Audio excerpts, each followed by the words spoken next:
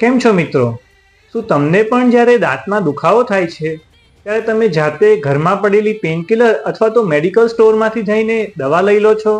અથવા જ્યારે તમે ડેન્ટિસ્ટની મુલાકાત લો છો ત્યારે તમે એવો આગ્રહ રાખો છો કે ડૉક્ટર સાહેબ દવા લખી આપો ને, જેનાથી દુખાવો સારો થઈ જાય? તો આજનો આ વિડીયો તમારા માટે છે. મારું નામ છે ડૉક્ટર સોહિલ પંજવાણી. દાંતને લગતી વિવિધ માહિતીસભર વિડીયો જોવા માટે અને વિવિધ માહિતી લેવા માટે અમારી ચેનલને લાઈક અને સબસ્ક્રાઇબ કરો. દાંત એક હાર્ડ સબસ્ટન્સ છે, માટે દાંતમાં જ્યારે પણ સડો લાગી જાય, દાંતમાં કેવિટી બની જાય અથવા તો દુખાવો થાય તો થોડા દિવસ માટે જ દવાથી સારું થઈ શકે છે.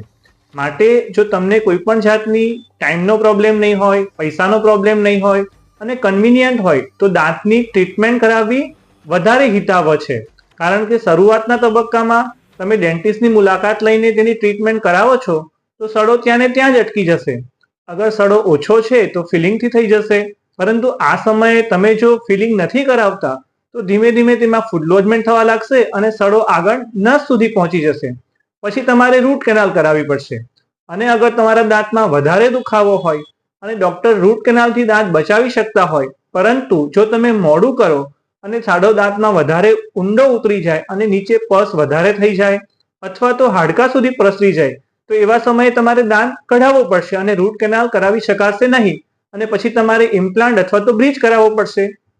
તો મારી તમને એક જ સલાહ છે, જ્યારે પણ તમને દાંતમાં કોઈ પણ પ્રકારનો પ્રોબ્લેમ જણાય તો ડૉક્ટર પાસે એવો આગ્રહ ન રાખો કે દવાથી સારું થઈ જશે, કારણ કે દાંતની દવા થોડાક સમય માટે જ રાહત આપે છે. Thank you.